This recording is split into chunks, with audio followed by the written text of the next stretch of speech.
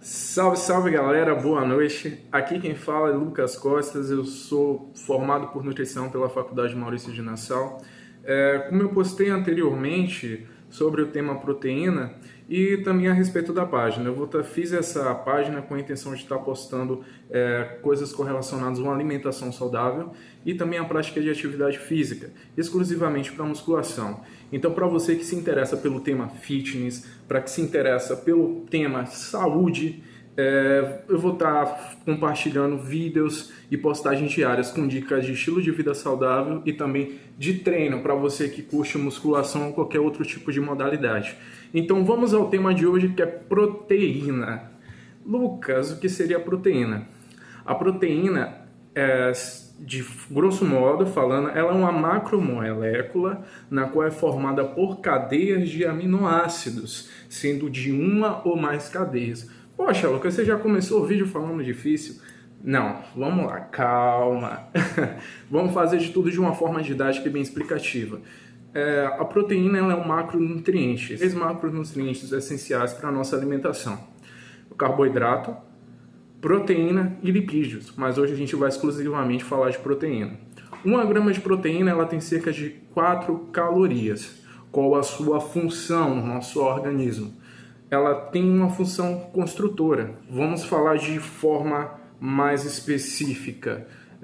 No caso, toda a estrutura celular ela tem como base de formação proteína. Posteriormente, células formam tecidos, que tecidos formam órgãos, órgãos formam sistemas e os sistemas eles formam o corpo humano. Então, por aí a gente já vê a grande importância deste nutriente. Dentro da prática de atividade física, o consumo proteico, especialmente para a musculação, é de suma importância. A gente sabe que a atividade de força resistida, ela simplesmente faz um rompimento, as microlesões dessas fibras, no caso são fibras de actina e de miosina, que faz um movimento de contração e extensão da musculatura. Aí você me pergunta, bom Lucas, eu não pratico atividade física? Não é somente quem pratica atividade física que deve ter realmente um consumo adequado proteico. Como eu informei anteriormente, ela tem princípios de funções fisiológicas. Toda a questão de construção tecidual é necessário como base disso a proteína. A questão de enzimas, qualquer processo físico metabólico, ele utiliza enzimas. Enzimas são formadas por proteínas. Tem hormônios que são formados por proteínas, como a insulina, é um exemplo. A questão do transporte de oxigênio, no qual é encaminhado pelos órgãos pelas hemoglobinas. Também desse processo também é utilizada a questão de proteínas. Fora que todo o seu tecido é formado por proteína. Quando você dorme, você está fazendo a sua regeneração celular, esse processo é utilizado proteínas. Então, é um nutriente de suma importância para a sobrevida do ser humano. Como eu informei anteriormente, a proteína é formada por aminoácidos. Esses aminoácidos, ao total, temos 20 aminoácidos, no qual são divididos em aminoácidos essenciais e não essenciais. O que é? Aminoácidos essenciais são o que nosso corpo não sintetiza, ou seja, você necessita ter o consumo desses aminoácidos através da alimentação. Já os aminoácidos não essenciais, o nosso corpo já sintetiza. Vou exemplificar. A glutamina é um aminoácido de suma importância, porém o nosso corpo já sintetiza. Não que a suplementação da glutamina esteja errada. Não, meus amados, não estou falando isso de forma alguma. No caso, quando você pratica uma atividade física, sabendo que cerca de 60% da massa muscular compõe-se desse aminoácido, é muito bem-vinda a suplementação, além dela aumentar o seu sistema imune. A questão também de patologias como câncer. Nas dietas imunorreguladoras é um aminoácido também utilizado, então não é porque é sintetizado pelo corpo que você também não pode fazer a suplementação. É claro que com a recomendação de um profissional da área, para que realmente possa passar com um objetivo específico.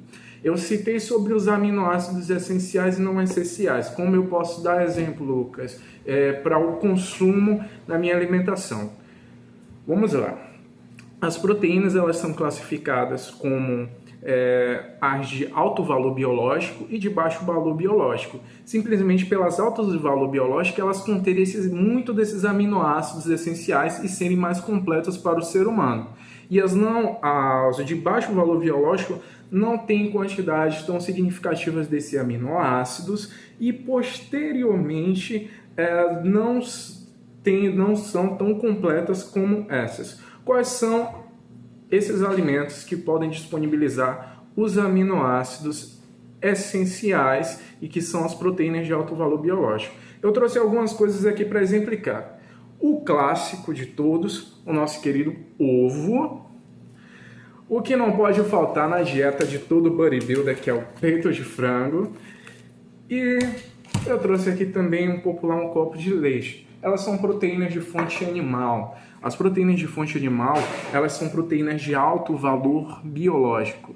E quais são as de baixo valor biológico? Ou quer dizer, de fornecer menos aminoácidos essenciais. Eu trouxe como exemplo uma leguminosa, o feijão. Não é que o feijão não seja um alimento bom, completo.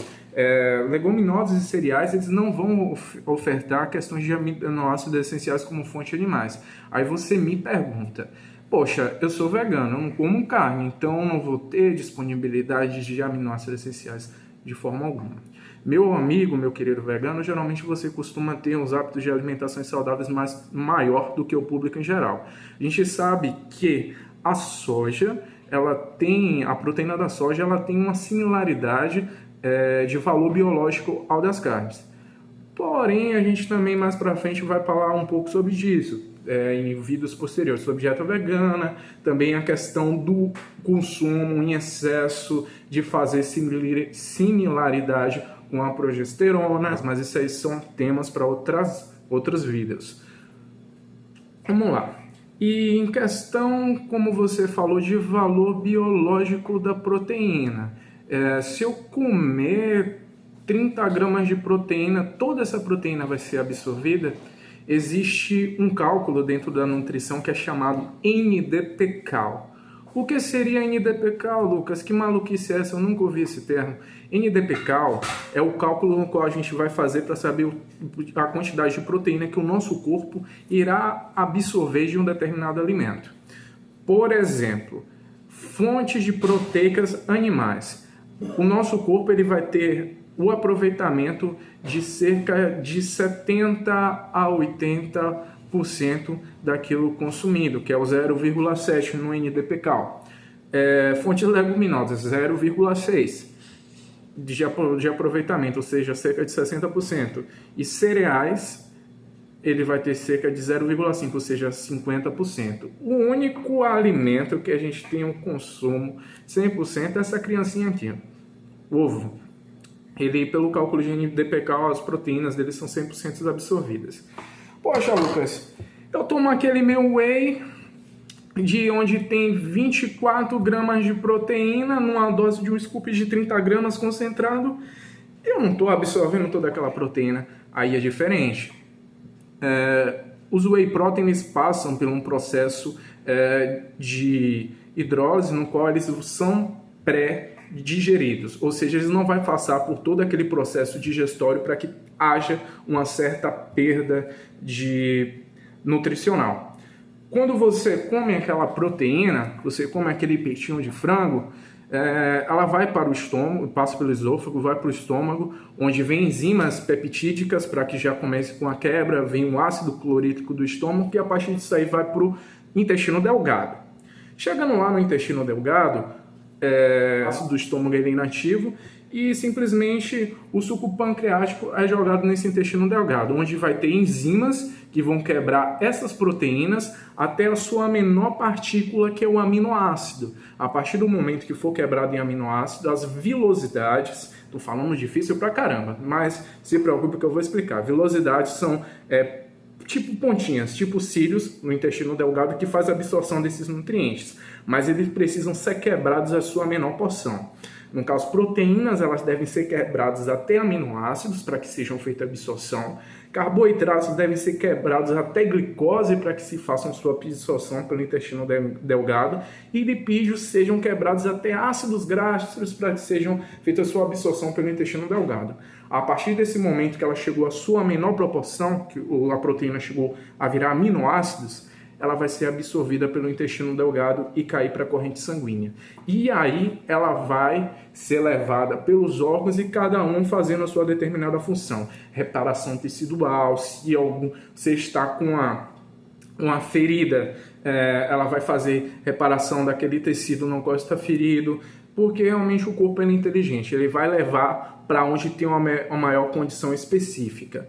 Por isso que a galera do treino, da musculação, costuma ter um consumo proteico maior, porque realmente tem uma necessidade maior de proteína e eu vou estar explicando o porquê.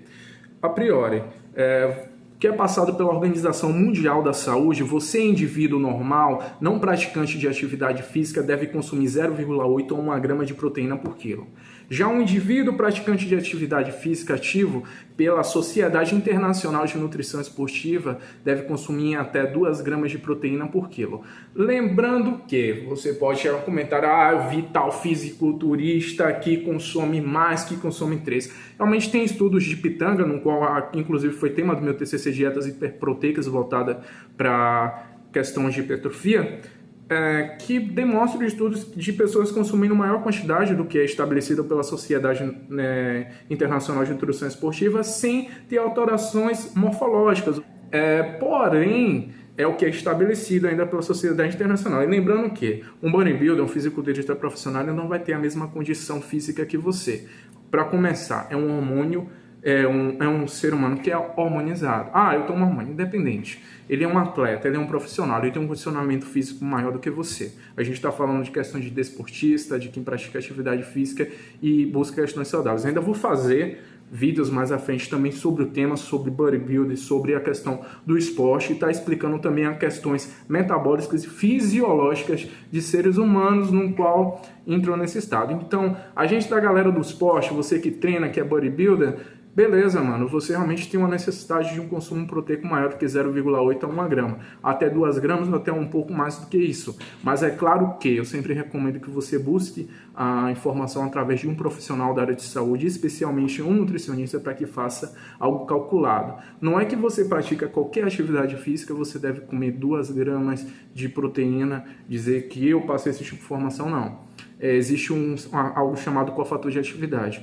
Uma atividade de caminhada ou de corrida vai ser diferente de uma atividade de hipertrofia, de levantamento de peso. Lembrando que na hipertrofia a gente faz o movimento de contrair e relaxar. Isso causa danos, microlesões às fibras musculares, que o que faz esse movimento é a actina e miosina, onde causam microlesões nelas. Então eu finalizo esse vídeo com o seguinte recado. A proteína, ela é um dos macronutrientes e é indispensável para uma vida saudável e adequada para o ser humano. Lembro a vocês, praticante ou não de atividade física, é sempre necessário você buscar meios para ter um consumo adequado. Como eu falei anteriormente, para pessoas não praticantes, de 0,8 a 1 grama por quilo é o recomendado pela OMS, ou seja, você tendo 70 quilos, você pode consumir cerca até de 70 gramas de proteína, isso para suas funções fisiológicas, ou seja, o seu corpo só para fazer reparação tecidual, algo do tipo. Mas se você tiver uma patologia associada, isso aí já pode mudar de figura, para mais ou para menos, como para um renal, ele vai ter uma dificuldade para a excreção de metabólicos que a proteína causa, como a ureia, diminui a quantidade proteica. Se é para uma pessoa que houve uma grande queimadura, essa quantidade de proteína já vai aumentar, porque ela necessita de uma reconstrução tecidual maior. E o cálculo de fator de atividade é exclusivamente com a gente, profissional da saúde e nutricionista, que vai dizer realmente o quanto será necessário. Então é isso que eu deixo para vocês, um forte abraço, espero que tenham gostado.